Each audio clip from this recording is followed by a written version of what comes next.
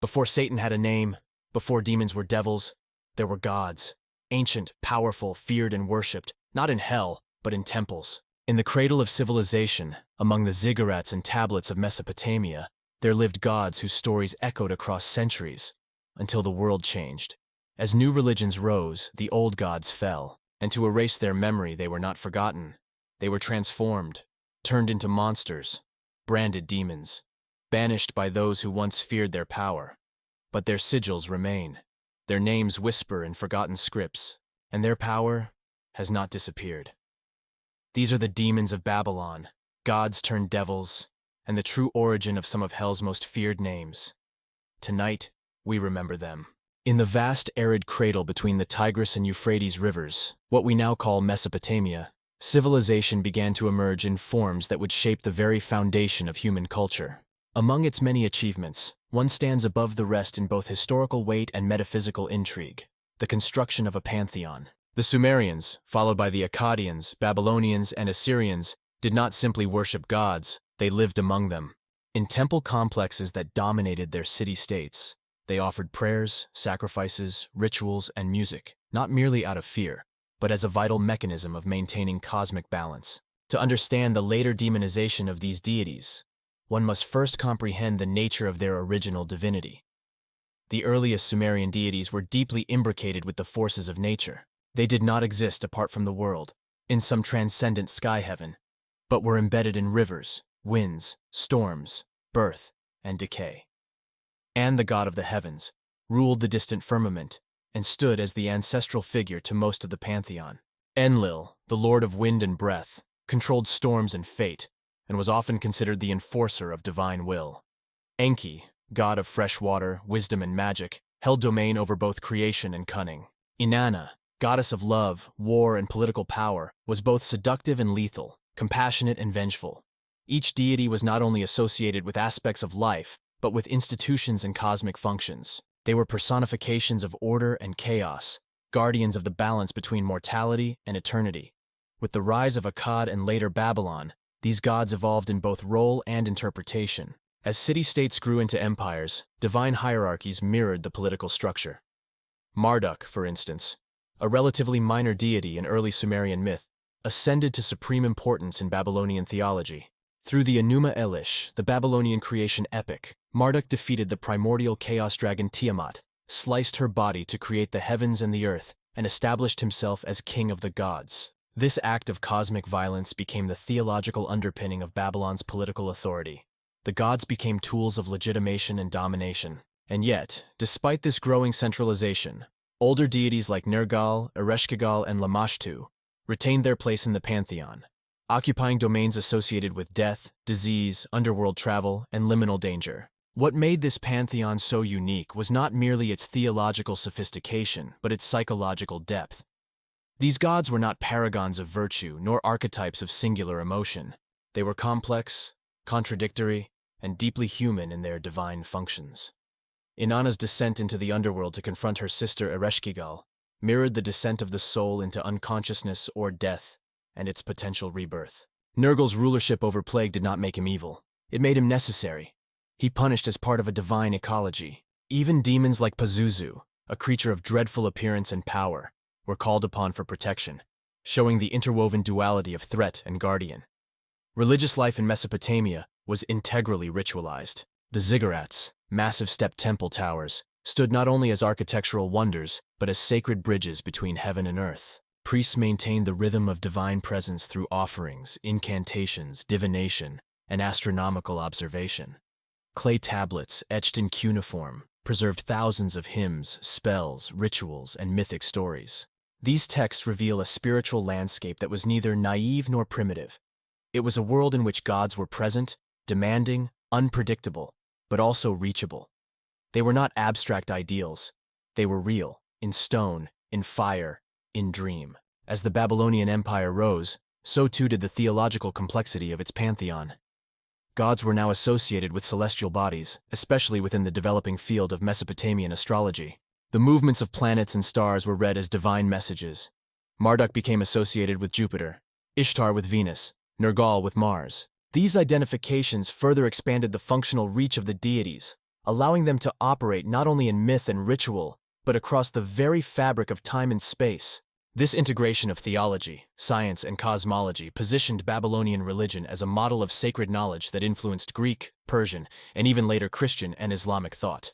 But alongside the elevation of certain deities, the presence of others began to shift. Those associated with the underworld, with disease, with night terrors and madness, began to acquire a more ambiguous status. Lamashtu, once honored as a goddess of childbirth, albeit a dangerous one, started appearing in protective amulets, not to be worshipped, but to be warded against.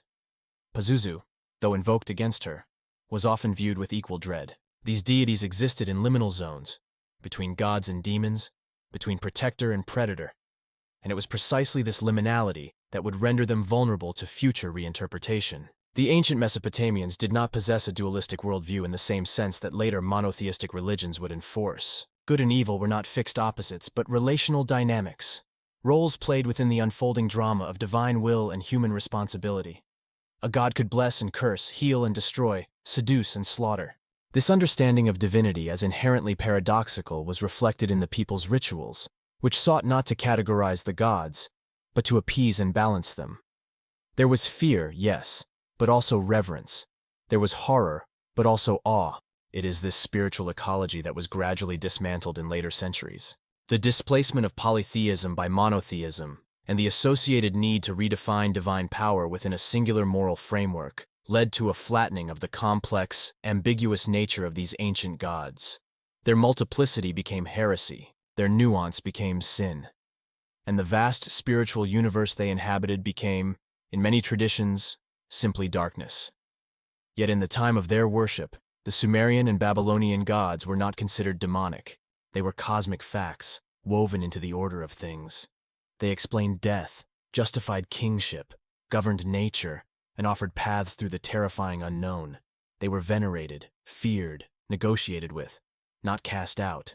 Their names were intoned in smoke-filled temples, their stories carved into stone, their signs worn on amulets buried beneath the foundations of homes. To study these gods now is to peer not only into the past, but into the roots of how humanity first envisioned the divine. It is to see the sacred not as perfect, but as potent, not as distant, but as deeply entangled in the fate of human life. And it is to realize that long before they were condemned, long before they were recast as demons, these were gods, and for centuries they ruled not in hell, but in heaven. As monotheistic belief systems began to emerge and spread across the Near East, a significant transformation took place, one that would alter not only religious doctrine, but the very perception of divinity itself. Where polytheism had once embraced complexity, plurality, and paradox, monotheism brought with it a demand for exclusivity, a single absolute truth, and a rigid moral polarity that could no longer accommodate the ambiguous nature of the old gods. In this new theological paradigm, the deities of Babylon, Sumer, Akkad, and Assyria, once feared, loved, and worshipped, could not simply be ignored. They had to be redefined, recoded, and ultimately recast as enemies of the new divine order. The gods who once ruled the heavens and the earth were condemned not only to oblivion, but to damnation. This process was neither accidental nor instantaneous. It was a calculated effort to overwrite existing spiritual systems with a new framework, one centered on a singular, transcendent deity. The old gods, with their complicated moralities and elemental forces, were incompatible with this emerging vision. They were no longer seen as cosmic forces or archetypes, but as threats, residues of idolatry, symbolic of moral decay, spiritual rebellion, and divine disobedience. The transition from god to demon did not occur in the realm of theology alone. It was a political and cultural act, one that accompanied conquests, reformations, and the redrawing of sacred geographies. The Hebrew Bible played a critical role in this transformation. Texts such as Isaiah, Jeremiah, and Revelation did more than condemn Babylon as a city. They mythologized it as the archetype of decadence, sorcery, and divine opposition. Babylon became not just a historical enemy of Israel, but a spiritual adversary of God. Its gods, by extension, became demons. The Babylonian pantheon, once associated with cosmic order, agriculture, law, and ritual, was transformed into a pantheon of evil spirits, seductive idols, and rebellious entities. The names of ancient deities were preserved, but their meanings were inverted. The once revered city became the whore of Babylon, a symbol of false religion, occultism, and moral corruption in Christian eschatology. The mechanisms of demonization were subtle but effective. Traits that had once signified divinity were reinterpreted through a lens of fear. Inanna's sexuality became dangerous seduction. Nergal's rulership over disease was reframed as demonic plague. Tiamat's embodiment of primordial chaos became synonymous with satanic rebellion. Even the chaos she represented, a necessary component of the Mesopotamian cosmogony, was transformed from a generative force into a symbol of evil. This redefinition turned natural cycles of life and death, fertility and decay, into moral battlegrounds.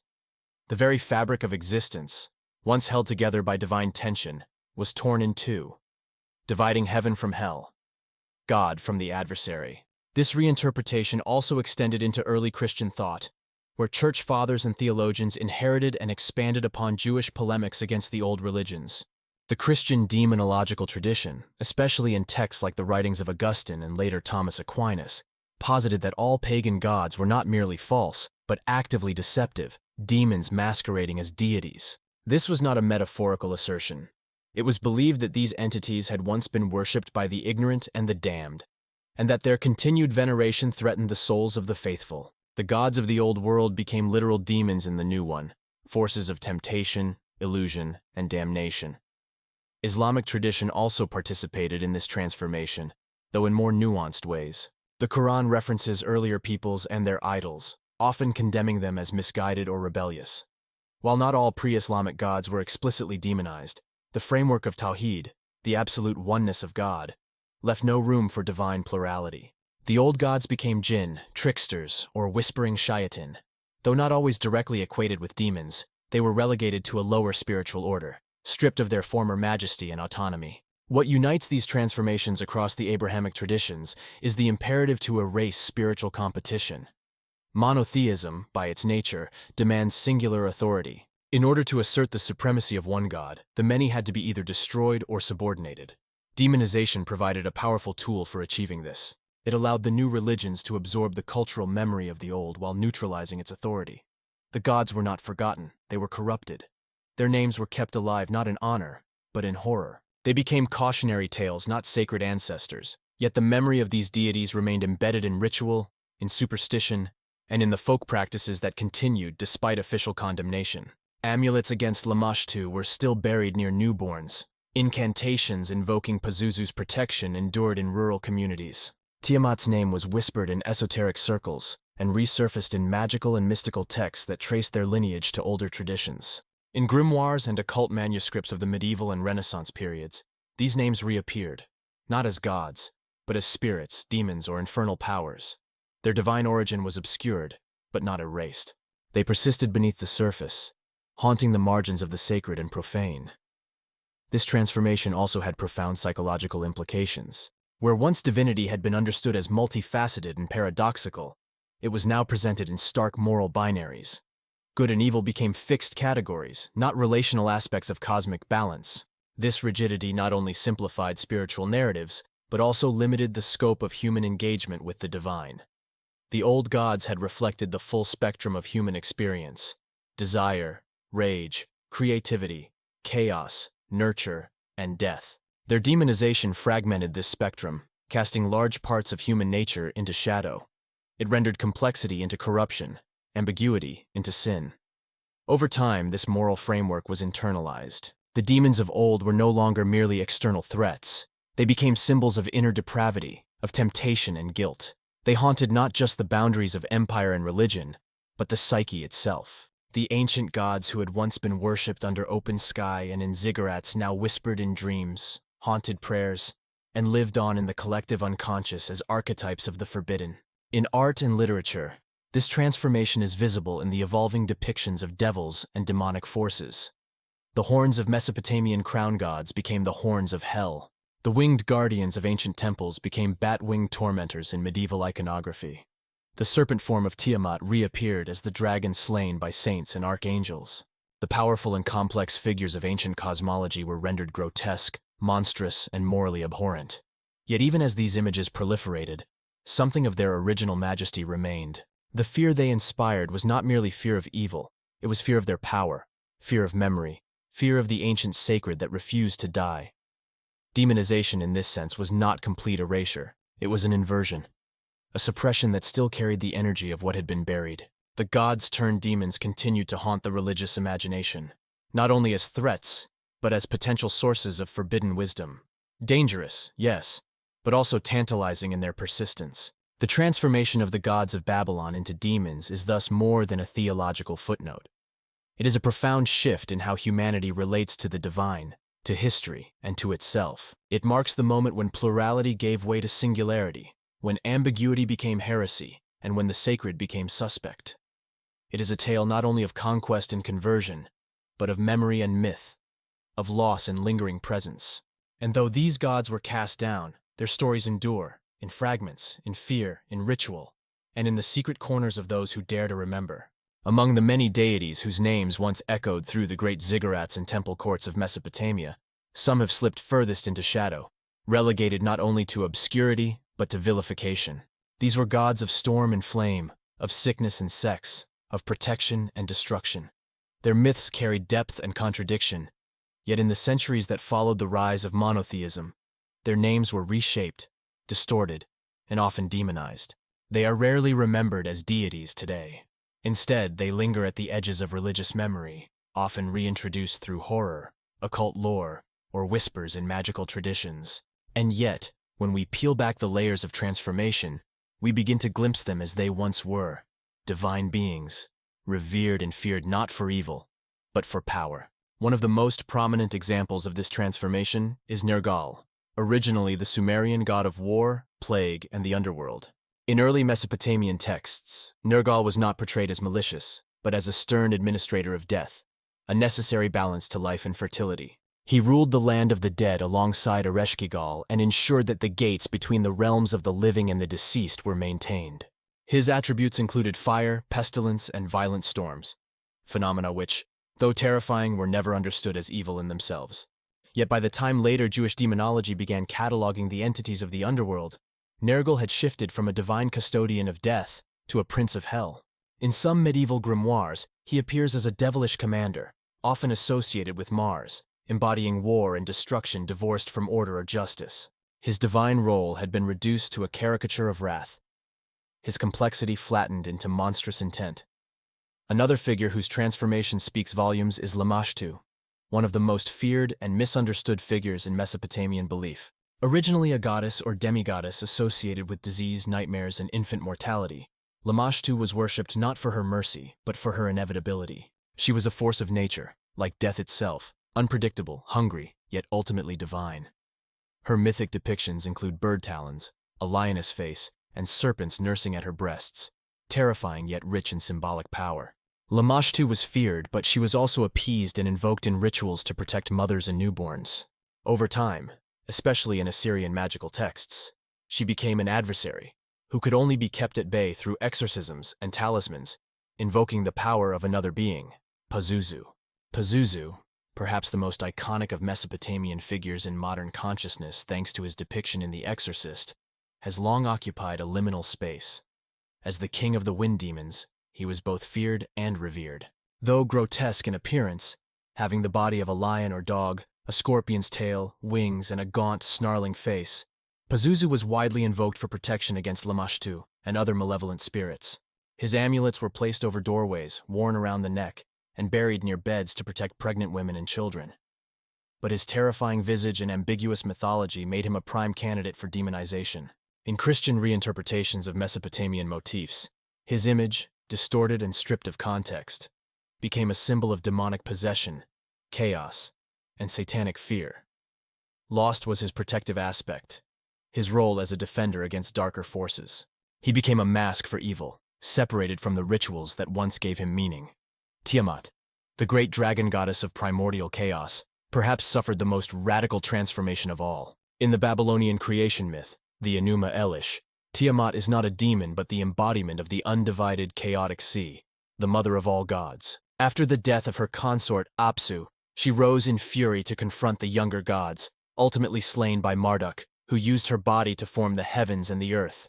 Her story is one of cosmic sacrifice, not malevolence. Yet later traditions, drawing on the symbolism of serpents and dragons as enemies of divine order, recast her as an infernal enemy, a leviathan-like creature opposed to God. Tiamat's name was stripped of its generative context and rebranded as synonymous with satanic rebellion. In Christian typology, the dragon becomes a symbol of Lucifer, and the woman dragon of Mesopotamian lore becomes the monstrous embodiment of evil, an inversion of her original place as the mother of gods. Even figures like Ereshkigal, the queen of the underworld, were touched by this transformation. While never entirely absorbed into later demonologies in the same direct way as Nergal or Lamashtu, Ereshkigal's domain and symbolic associations left her vulnerable to reinterpretation. Her rule over the land of no return, her connection to grief, and her isolated sovereignty made her an archetype of the chthonic feminine, later echoed in figures like Hecate, Persephone, and eventually Lilith. Though not demonized outright, her realm, dark, still, unchanging, was increasingly aligned with fear and dread rather than reverence for ancestral spirits and the necessary turnings of death. Many other deities followed similar paths, transformed through layers of mistranslation, moral revision, and theological conquest.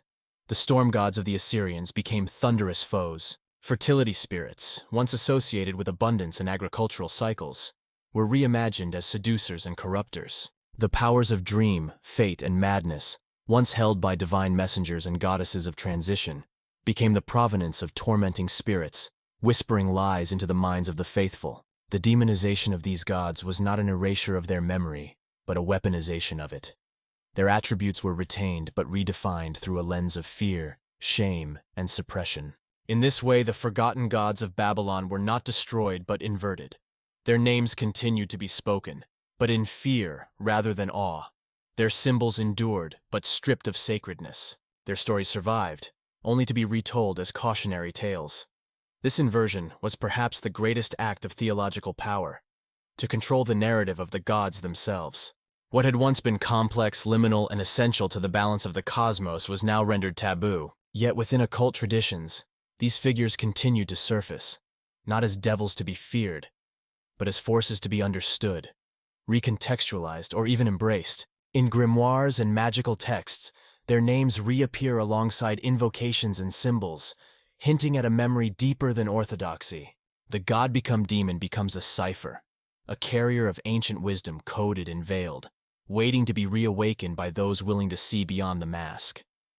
This chapter of history is not merely about religious transformation. It is about the politics of memory, the metaphysics of morality, and the psychology of fear. The gods who became demons did not change of their own accord. They were changed by human hands, shaped by shifting empires and ideologies, and cast into the roles written for them by the victors of theological war. But beneath those layers, their true forms still flicker, their names still hum with power, etched into the foundations of forgotten temples, carved into stone, waiting in silence for the day when memory becomes clearer than myth, and reverence is restored. The demonization of ancient gods was not simply a byproduct of religious evolution or theological reinterpretation. It was an act of deliberate cultural and political erasure. The transformation of deities into demons reflects the deeper mechanisms by which dominant religious ideologies establish power, not only over the spiritual life of their followers, but also over historical memory, mythic narrative, and cultural identity. This process, often subtle and encoded in doctrine, was a tool of conquest that redefined cosmology in the image of the victor. By rebranding the gods of previous civilizations as devils, malevolent spirits, or corrupted entities, emergent monotheistic systems rewrote the very meaning of the sacred. In doing so, they delegitimized the past and sanctified the present, constructing a theological framework where only one narrative was permissible, and all others were deemed dangerous. This theological imperialism operated on many levels. First, it enabled religious institutions to portray their rise not as a political event, but as a cosmic inevitability. The displacement of polytheistic gods was framed as a righteous purification, a triumph of divine truth over falsehood. The ancient gods, with their complexity and ambiguity, their embodiment of both creative and destructive forces, were incompatible with the moral absolutism demanded by monotheism. Rather than acknowledge them as sacred, they were condemned as deceptions, idols animated not by spirit, but by demonic influence.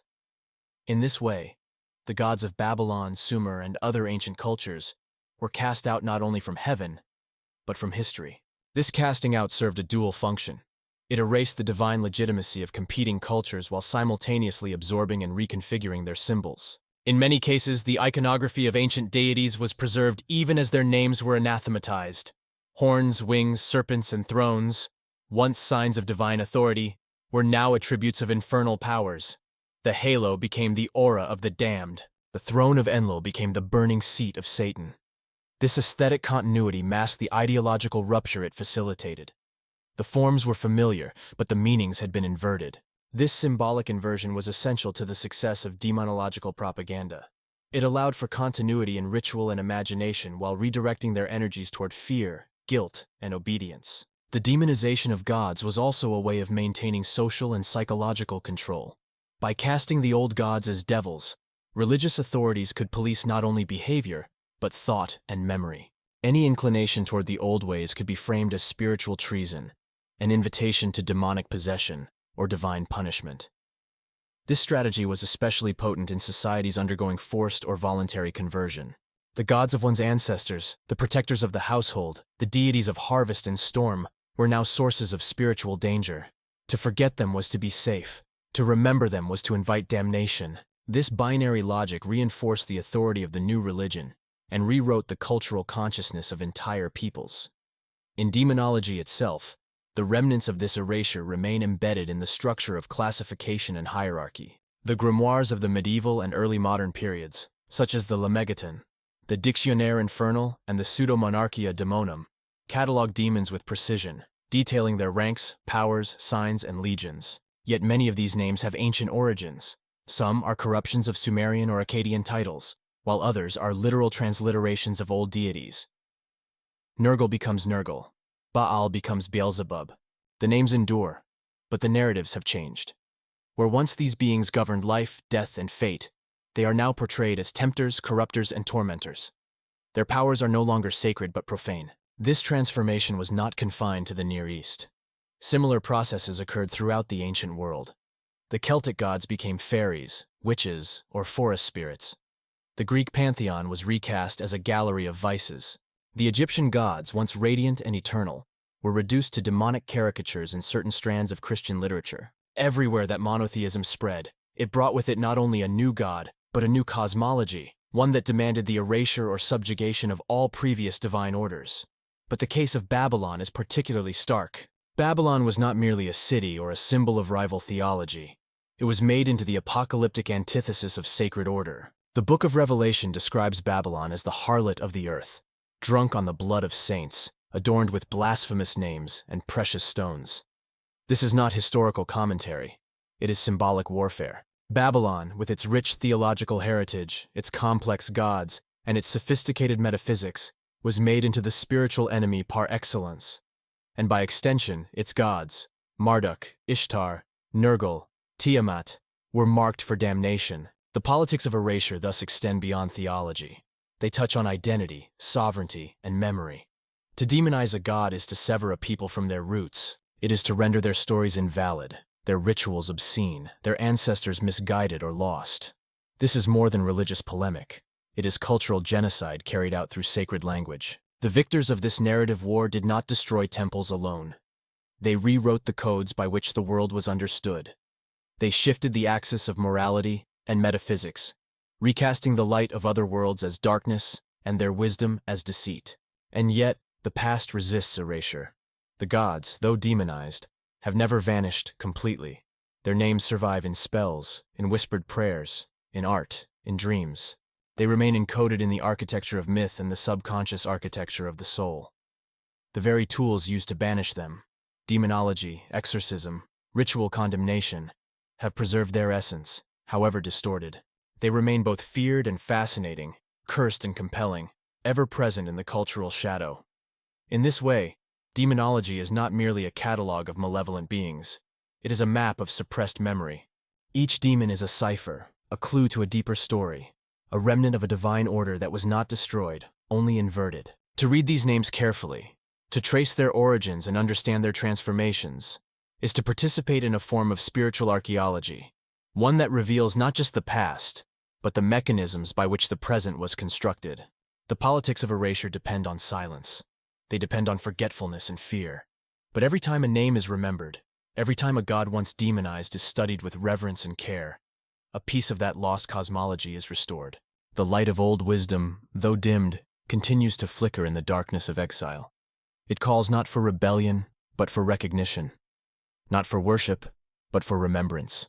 In the margins of grimoires, in the footnotes of forbidden texts, and in the quiet rituals of the curious, the gods of Babylon still speak. And what they offer is not damnation, but a chance to see the sacred not through the lens of conquest, but through the clarity of restored memory. The echo of Babylon's gods resounds most vividly today not in temples or scripture, but in the rituals, philosophies, and symbolic systems of modern occultism. Far from being forgotten, these ancient entities, long since labeled as demons or abstractions, have found new life in the esoteric revival of the 19th and 20th centuries, and they continue to shape the metaphysical imagination of contemporary seekers. This resurgence is not a simple act of revival. It is a complex and layered re-engagement with spirits and symbols that never truly vanished, but instead adapted, migrated, and hid beneath the dominant religious and cultural narratives of the West. In the hands of modern occultists, these beings have been recontextualized not as evil per se, but as archetypes of primal force, initiatory challenge, and untamed wisdom. In the late 19th century, the formation of the Hermetic Order of the Golden Dawn marked a pivotal moment in the esoteric rediscovery of ancient religious structures. Drawing from Kabbalah, alchemy, astrology, and classical paganism, Golden Dawn rituals were rich in symbolic resonance, often invoking or referencing deities and demons from a wide range of mythologies. Though the Babylonian pantheon was not as centrally featured as the Egyptian or Greco-Roman systems, its influence was felt in the underlying current of magical theory, particularly in the interpretation of spirits and planetary intelligences. The figure of Nergal, for instance, often appeared masked within Mars-ruled forces, associated with destruction, purification, and the fires of transformation. The archetype of the underworld god, once a controller of plague and cosmic balance, re-emerged as a force of willed ego death and energetic realignment in the ritual magician's toolkit. As occultism evolved, the writings of Aleister Crowley further complicated and expanded the esoteric framework.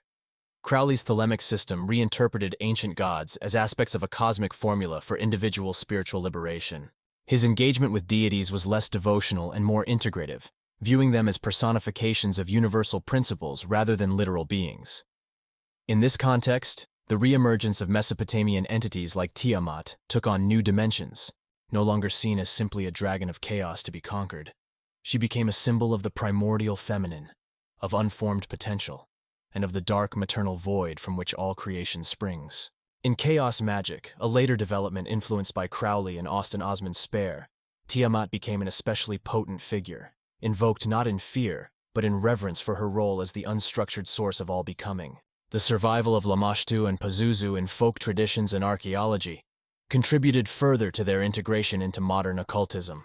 Although historically feared as bringers of disease and nightmares, these entities have increasingly been explored by modern practitioners as forces representing liminality and the confrontation of shadow aspects of the psyche. Lamashtu, once an object of ritual banishment, has been reclaimed in some feminist and dark goddess traditions as an archetype of forbidden feminine power, the devourer, the autonomous mother, the embodiment of taboo. Her grotesque features and terrifying mythos are not shunned, but embraced as symbols of the parts of the self and society that are repressed yet vital. In this interpretation, she is not evil. She is necessary. She is the gatekeeper of boundaries, the awakener of hidden fears, the force that must be faced before transformation can occur. Pazuzu, once invoked to ward off greater evils, has undergone a similar transformation. Though popular culture, particularly horror films, have cemented his image as a demon of possession and malevolence, certain occult circles have returned to his original duality, acknowledging his role as protector, as well as his fierce, wind-born destructiveness. Amulets bearing his image are again crafted, this time not as museum replicas, but as tools in modern ritual practice. For those who understand the context, Pazuzu represents the guardian at the threshold, the wild force that challenges the practitioner to master fear, chaos, and the unknown. Outside of organized magical orders, the broader rise of New Age and neo-pagan movements has also contributed to a re-examination of ancient Mesopotamian deities. Though often generalized or romanticized, these movements have introduced a new audience to the names and stories of gods like Inanna, Ereshkigal, and Ishtar. Inanna, in particular, has gained significant attention due to the psychological depth of her descent myth. Her journey through the seven gates of the underworld to confront her sister Ereshkigal has been interpreted through the lens of Jungian psychology, spiritual alchemy, and feminine initiation. Modern priestesses and goddess devotees reenact her descent in ritual, using it as a framework for personal transformation, shadow integration, and empowerment. Even in secular spaces, the symbolic potency of Babylonian myth endures. In contemporary literature, film, and art, references to these gods and their demonized counterparts continue to proliferate. Tiamat becomes the dragon queen in fantasy epics. Ereshkigal appears as a dark queen in graphic novels. Pazuzu haunts the edges of horror fiction. These appearances are not mere appropriations. They are symptoms of a deeper cultural undercurrent, a continued fascination with the gods of origin and exile, of terror and truth. The reappearance of these figures in the collective imagination suggests that their symbolic power remains intact, even if transformed. Digital platforms have accelerated this renaissance.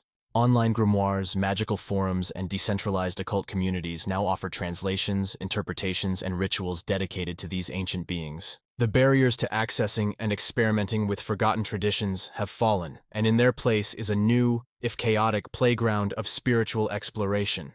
Here, one can find invocations to Tiamat, composed alongside planetary meditations and sigils, designed to contact Nergal through channeled dreams. These digital practitioners are not bound by orthodoxy or lineage. They are reconstructing and remixing the past with the tools of the present, guided as much by intuition as by scholarship. Still, this resurgence is not without tension. The very act of reclaiming demonized deities challenges foundational assumptions about good and evil, sacred and profane. It invites practitioners to confront inherited fears, religious dogmas, and cultural taboos. It asks difficult questions. What if the demons we fear are only gods we no longer understand? What if salvation lies not in banishment but in integration? These are not academic inquiries. They are spiritual provocations that reshape the landscape of belief and practice. At its core, the return of Babylon's gods in modern occultism is not merely a nostalgic revival. It is an act of reclamation. It is an acknowledgement that history has been shaped not only by what was remembered, but by what was intentionally forgotten. To work with these beings today is to participate in a process of spiritual reconstruction, to piece together fragments of myth, ritual, and power that have survived in exile. It is to hear the voices of the old gods, not as whispers of temptation, but as echoes of a deeper truth, a truth buried under centuries of fear, distortion, and forgetting. For those who engage with these forces sincerely, there is a sense of return, not to a golden age, but to a more complex understanding of the divine. One in which gods are not perfect, where darkness has wisdom, and where chaos is not always the enemy. The gods of Babylon were never fully silenced. They were transformed, recoded, reframed. But in the hands of the modern magician, the seeker, the scholar, they speak again, offering not damnation, but depth, not terror, but transcendence through the hidden, the liminal, the forbidden, and the real. The resurgence of interest in the gods of ancient Mesopotamia is not merely an aesthetic fascination or a scholarly revival. It signals a deeper shift in the spiritual and cultural psyche of the modern world. These old gods, once feared, demonized, or forgotten, are returning, not through restored temples or state religions, but through consciousness, myth, and personal ritual. Their return is subtle, often hidden beneath layers of symbolism and reinterpretation, but it is no less potent. It emerges in the slow unraveling of inherited dogmas, in the hunger for a more inclusive, complex cosmology, and in the rediscovery of forgotten truths buried beneath centuries of theological conquest. The gods of Babylon are not reappearing to reclaim thrones or demand sacrifice. They return as ideas, as forces, as symbols too ancient to die and too powerful to be completely suppressed. This reemergence occurs within a modern context that is, in many ways, primed for it. We live in an age of fragmentation, religious, political, ecological, psychological. And in this fractured reality, the binary moral structures that once defined good and evil are increasingly seen as inadequate. The old gods offer an alternative. They present a worldview in which divinity is not confined to a singular moral principle, but expressed through multiplicity, paradox, and the interplay of forces both light and dark. In this sense, the return of these deities signals a collective yearning for spiritual systems that reflect the complexity of human experience, systems that honor death as much as life, chaos as much as order, destruction as much as creation. In this return, Tiamat rises first, not as a beast to be slain, but as a symbol of the primordial depth, of the chaos that predates form and still pulses beneath the structures of our world. She is no longer the demonized serpent of later myth, but the ocean of possibility, the unconscious realm from which all things emerge and into which they return. Her myth, once twisted into a narrative of conquest, is now read as a tale of sacrifice and cosmic rebirth. She does not threaten order. She enables it. She gives it something to shape itself against. Her return is found in the rituals of those who embrace formlessness, in artists who surrender to the abyss of inspiration, in seekers who dissolve ego in the search for unity. Tiamat is chaos not as evil but as origin, the sacred void, the womb of all becoming. Alongside her comes Ereshkigal, the queen of the underworld, no longer merely a shadowed reflection of life, but a guide into its hidden chambers. Her story, and the story of Inanna's descent into her realm, has become a powerful metaphor in modern initiatory practice. Ereshkigal represents not death as an ending, but death as transformation, the necessity of stripping away masks, of descending into darkness to find what is essential. She does not punish, she witnesses. She does not destroy, she reveals. Those who work with her today do so in pursuit of authenticity, of shadow integration, of the alchemical death that precedes true awakening. Her underworld is not a place of torment, but of reckoning. And through her, the forgotten dead, the neglected parts of the psyche, and the ancestral spirits silenced by history find voice. Nergal returns as well, not as a devil or tyrant, but as a sovereign of boundaries, of entropy, of the sacred fire that clears the ground for new life. Once a feared god of plague and war, Nergal is now understood by some practitioners as a force of necessary disintegration. He embodies the purgative aspect of spirit, the flame that purifies, the illness that teaches, the conflict that initiates evolution. His symbols are reclaimed in rituals of release, in ceremonies of letting go, in the acceptance of endings as part of the divine process. In the face of ecological collapse, social upheaval, and inner breakdown, Nergal's energy speaks not of finality, but of clearing, an archetypal force that levels structures no longer fit to stand. Other figures once reduced to demonic caricatures have also found new interpretations. Pazuzu, long cast as a grotesque spirit of pestilence, now walks the line between guardian and challenger, invoked not for horror, but for his ability to hold the threshold. He is the wind that brings change, the chaos that protects by confronting, the being who says, "Here is the boundary, cross it if you dare." Lamashtu, once abhorred as a monstrous destroyer of infants, is being reimagined in feminist and dark goddess frameworks as a protector of sovereignty, a fierce embodiment of the feminine wild, unbound by maternal idealization. She does not nurture, she devours. But in doing so, she destroys only illusion, allowing what is real to survive. The return of these deities also reflects a deeper re-examination of demonology itself. Scholars, practitioners, and spiritual historians are beginning to question long-held assumptions about the nature of evil, the origins of religious hierarchy, and the ways in which colonization, patriarchy, and cultural suppression have shaped our understanding of the divine. Within this interrogation, the gods of Babylon stand not as cautionary relics, but as testaments to an older, richer spiritual ecology. They are proof that other ways of knowing, other models of cosmology once existed, and might yet inform a more holistic approach to spirituality in the present.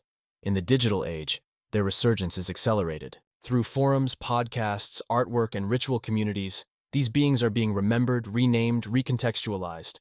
There are no temples rising in their honor, but there are altars, on desktops, in notebooks, in dreams. People are speaking their names again, not always with reverence, but with curiosity, with openness, and with a willingness to see them not as devils, but as fragments of a divine whole that was shattered and scattered across time. The return is not universal. It is intimate. It happens in silence, in solitude, in study, in ceremony. It is not a mass movement, but a mosaic, each practitioner contributing a piece to the reconstruction of a world once thought lost. This return challenges not only theology, but identity. It asks us to look into the mirror of myth and see not only what we have feared, but what we have denied. The gods we demonized are often the aspects of self we have suppressed. Our wildness, our anger, our sensuality, our grief, our knowing.